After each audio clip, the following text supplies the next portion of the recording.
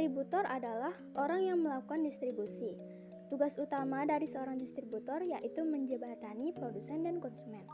Agar mampu mewujudkan tujuan utama seorang distributor, maka distributor harus bisa melakukan beberapa tugas, yakni memasarkan produk. Tujuannya agar konsumen mengetahui brand, produk maupun jasa yang distributor tawarkan sehingga dapat meningkatkan keuntungan. Dalam bentuk pemasaran yang dilakukan oleh distributor seperti promosi potongan harga, hadiah menarik, cashback, dan lain-lain. Yang kedua, menulis informasi produk dengan lengkap dan jelas. Tujuannya untuk memberikan informasi yang tepat pada konsumen tentang produk yang akan dipasarkannya.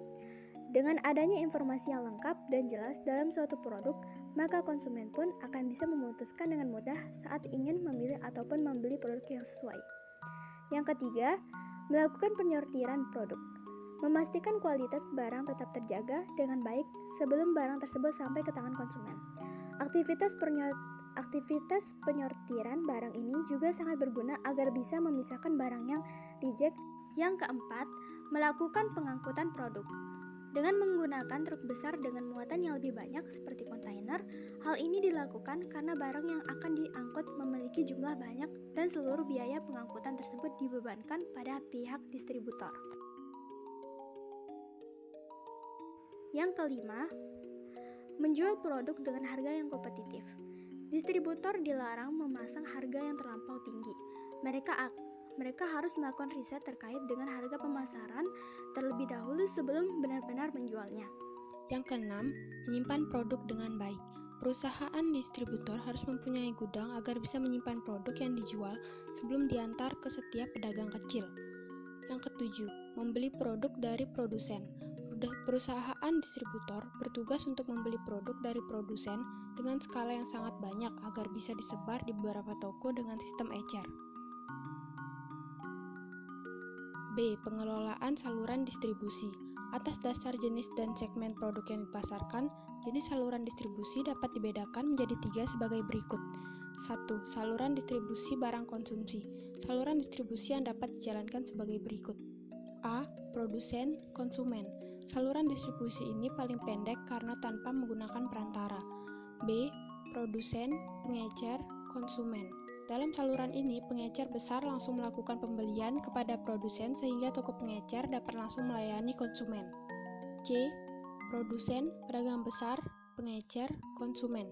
Produsen hanya melayani penjualan dalam jumlah besar kepada pedagang besar saja, tidak menjual kepada pengecer. Pembelian oleh pengecer dilayani oleh pedagang besar, sedangkan pembelian oleh konsumen dilayani oleh pengecer saja. D. Produsen, agen, pengecer, konsumen. Produsen memilih agen sebagai penyalurnya. Agen menjual produknya kepada pengecer, lalu pengecer menjual produknya kepada konsumen. E. Produsen, agen, pedagang besar, pengecer, konsumen. Produsen mengendalikan agen sebagai perantara untuk menyalurkan barangnya ke pedagang besar. Selanjutnya, pedagang besar menjual ke pengecer yang akhirnya sampai ke konsumen. 2. Saluran distribusi barang industri. Saluran yang dapat dijalankan sebagai berikut. A. Produsen, pemakai industri. Saluran distribusi ini disebut juga saluran distribusi langsung. Biasanya saluran distribusi ini dipakai oleh produsen bila mana transaksi penjualan kepada pemakai industri relatif cukup besar. Saluran distribusi ini cocok untuk barang-barang industri seperti kapal, lokomotif, dan lain-lain. B. Produsen, distributor industri, pemakai industri. Dalam saluran ini, produsen menjual produknya kepada distributor dan distributor akan menjualnya kembali kepada pemakai industri. C. Produsen, agen, pemakai industri. Saluran distribusi semacam ini dipakai oleh produsen yang tidak memiliki departemen pemasaran. Selain itu juga dilakukan oleh perusahaan yang ingin memperkenalkan produk baru atau ingin memasuki daerah pemasaran baru yang menggunakan agen. D. Produsen, agen, distributor industri, pemakai industri. Dalam saluran ini, produsen menjual produknya kepada agen. Pembelian produk oleh distributor industri dilayani agen yang akhirnya sampai ke pemakaian industri. 3. Saluran distribusi untuk jasa. Saluran distribusi jasa ada 2 macam, yaitu sebagai berikut. A. Produsen, konsumen. Jasa merupakan barang tidak berwujud sehingga proses produksi dan aktivitas penjualannya membutuhkan kontak langsung antara produsen dan konsumen. Tipe saluran langsung ini banyak digunakan oleh jasa profesional seperti akuntan dan konsultan.